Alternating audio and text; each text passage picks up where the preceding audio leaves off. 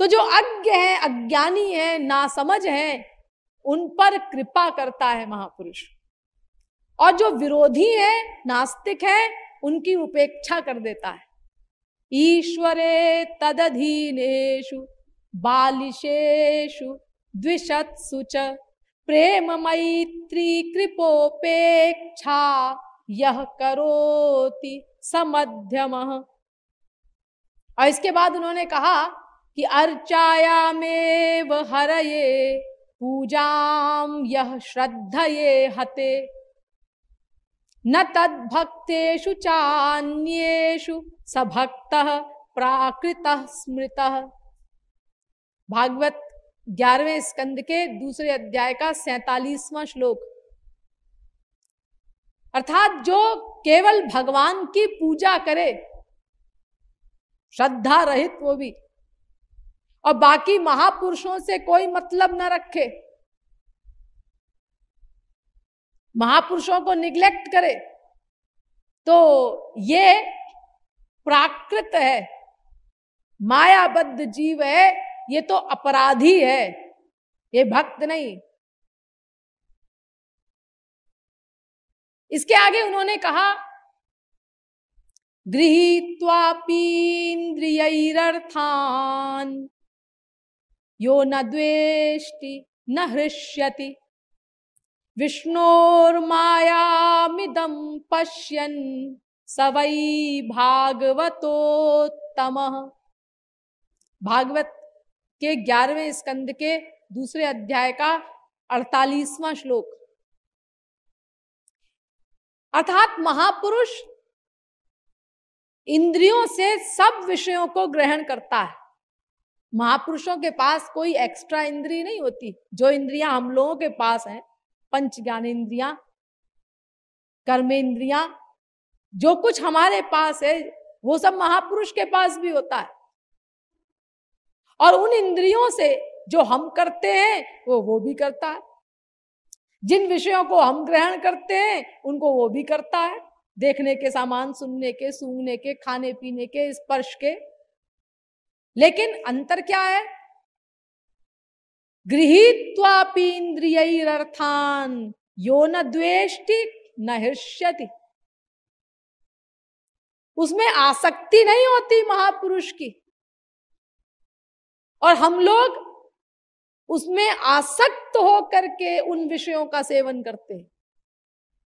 वो इंद्रियों से सब विषयों को ग्रहण तो करता है, लेकिन भीतर से वो अपने राम आनंद, कृष्ण आनंद, प्रेम आनंद का ही अनुभव करता है,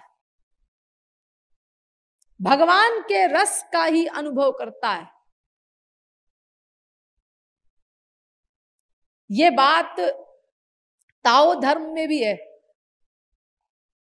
the perfect man shares food of earth but happiness of God. सब चीजों को ग्रहण करता है, लेकिन भीतर से उसको अनुभव होता है भगवान के आनंद का ही, उस वस्तु का नहीं। लेकिन संसारी व्यक्ति भ्रम में पड़ जाता है, जिसको शास्त्रों वेदों का रहस्य नहीं मालूम कि ऐसा कैसे होता है। आप लोगों को तो पता है, मैंने समझाया है आप लोगों को कि योग माया की शक्ति के द्वारा ऐसा होता है कि महापुरुष बाहर से सब माइक विषयों को ग्रहण करता हुआ भी भीतर से अपनी पर्सनैलिटी में रहता है। वो माया के विषय उसके ऊपर कोई प्रभाव नहीं डाल सकते। लेकिन जिसको ये रहस्य नहीं मालूम है योग माया का, वो चकरा जाता है जब कभी महापुरुषों के इस प्रकार के कार्यों को देखता है। एक गौरांग महाप्रभु के जमाने में बहुत बड़े महापुरुष हुए हैं, उनका नाम था पुंडरीक विद्यानिधि। घोर ऐश्वर्य था उनके पास संसारी। वो सोने का पलंग है और बिल्कुल महल जैसा घर है, और बड़ी सुंदर सुंदर लड़कियां, नौकरानियां हैं, और सब ठाट राजाओं के भी आगे, घोर ऐश्वर्य। तो सब उनको यही समझते थे कि ये घोर विषयी पुरुष है कोई। तो गौरांग महाप्रभु, चैतन्य महाप्रभु बड़े व्याकुल होकर के उनसे मिलने के लिए उनके पास गए।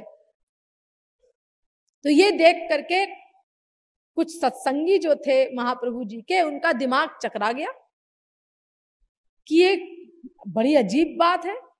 गौरांग महाप्रभु तो साक्षात श्री कृष्ण के अवतार हैं, स्वयं भगवान है, और ये स्वयं भगवान श्री कृष्ण, और ये जा रहे हैं एक ऐसे विषयी पुरुष से मिलने के लिए, और वो भी इतने व्याकुल होकर के, छटपटाते हुए। और इतना ही नहीं, दंड भी दे रहे हैं ये जिस किसी ने पुंडरीक विद्यानिधि के प्रति दुर्भावना की। यानी हम लोग नहीं रहस्य समझते ये योग माया का कि किस प्रकार महापुरुष ऐसा कमाल करते हैं, इसीलिए हमारी बुद्धि चकरा जाती है विरोधाभास को देख करके। हमारे महाराज जी जब छोटे से थे तो यहाँ पर गांवों के एक बहुत प्रसिद्ध पंडित थे, पंडित नागेश्वर प्रसाद जी। तो एक बार वो श्री महाराज जी की माँ के पास आए, आजी कहते थे हम लोग उनको, और आजी ने श्री महाराज जी की जन्म पत्री उनके आगे रखी कि मेरे लड़के का भविष्य बताइए। माओ को होती है स्वाभाविक जिज्ञासा,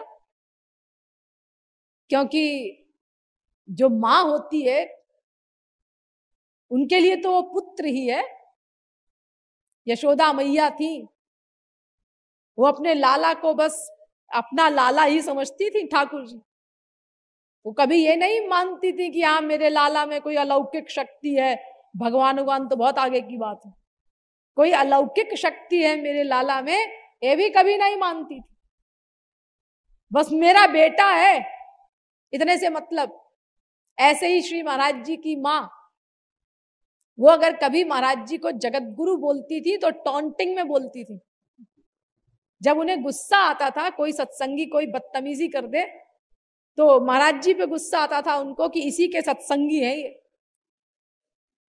तो जब श्री महाराज जी सामने से जा रहे होते थे तो आवाज देती थी अपने वरांडे में बैठ के, ए जगत गुरु यहाँ आवा, बड़े गुस्से में। तो महाराज जी समझ जाते थे डांट पड़ेगी, हाँ किसी सत्संगी ने लगता है कोई बदतमीजी की है। तो वो तो कुछ समझती नहीं थी कि मेरा पुत्र कौन है। योग माया से भुलाए भी रहते हैं भगवान और महापुरुष, नहीं तो फिर वो प्यार नहीं उमड़ सकता अपनी संतान के प्रति अगर उनकी अलौकिकता का हर समय भान रहे, उनके वास्तविक स्वरूप का अगर ज्ञान रहे, तो फिर माँ को वो अधिकार कैसे आएगा, वो प्यार कैसे उमड़ेगा पुत्र के प्रति। तो उन्होंने वो रख दी जन्मपत्री सामने कि हमारे लड़के का भविष्य बताइए। वो बेचारे बहुत देर तक गणना करते रहे और फिर बोले कि माँ जी, इसके नक्षत्र तो ये कहते हैं कि ये कोई देव पुरुष है, संसार का उद्धार करने के लिए आया है, लेकिन एक बात मेरी समझ में नहीं आ रही, मेरा दिमाग चकरा रहा है। आजी ने कहा क्या?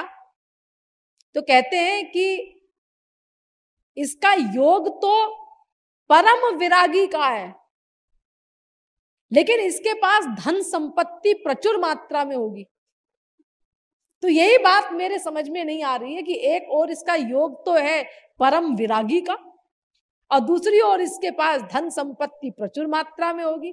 अब वो बेचारे पंडित जी तो थे, वे शास्त्रों वेदों का अंतरंग रहस्य तो समझते नहीं थे, योग माया का सिद्धांत और महापुरुष किसको कहते हैं। ये जो हरि योगीश्वर ने बताया भागवत में, गृहीत्वा पीन्द्रियैरर्थान यो न द्वेष्टि न हृष्यति, ये सब विचारों को पता नहीं था, इसीलिए उनका दिमाग चकरा रहा था। अरे ये तो मैंने आपको बचपन की बात बताई है। अभी 10-15 वर्ष पूर्व श्री महाराज जी के जन्मदिन पर महाराज जी के कुछ बहुत पुराने भक्तों ने, जिन्होंने वर्षों से बहुत करीब रह करके श्री महाराज जी का अनुभव किया, उन्होंने श्री महाराज जी के लिए एक कव्वाली बनाकर सुनाई थी। तो उस कव्वाली में एक पंक्ति थी बड़ी सुंदर, कि भीतर से पीर है तू, बाहर से शाह आलम। यानी भीतर से तो परम विरक्त है और बाहर से शाह आलम। भीतर से पीर है तू, बाहर से शाह आलम। क्या क्या कमाल तेरे घुंघराले बाल वाले, क्या क्या कमाल तेरे घुंघराले बाल वाले, सदके हैं तेरे 100 घुंघराले बाल वाले, कुर्बान जान 100 घुंघराले बाल वाले।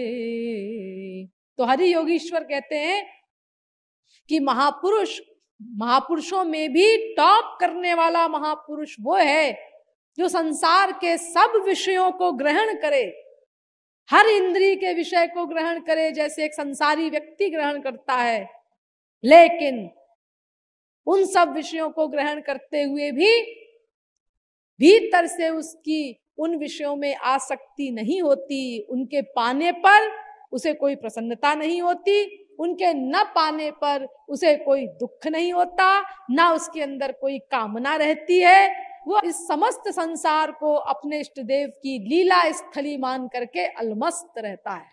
ये महापुरुषों में भी टॉप करने वाला महापुरुष है, भागवतोत्तम है।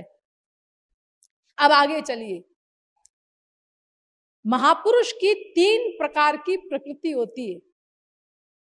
बुधो बालकवत् क्रीडेत, कुशलो जड़वच्चरेत, वदेदुन्मत्तवद् विद्वान्, गोचर्यां नैगमश्चरेत।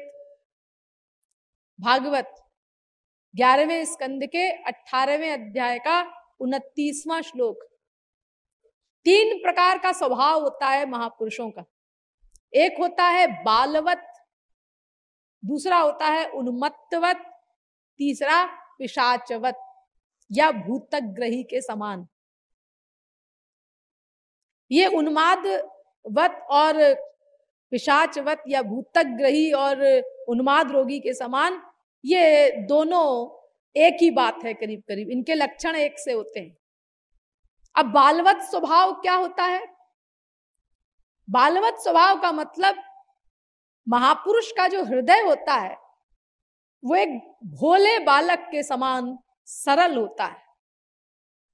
उसको स्पष्ट वक्तृता और स्पष्ट व्यवहार प्रिय होता है और निंदा या स्तुति का उसके ऊपर कोई प्रभाव नहीं पड़ता।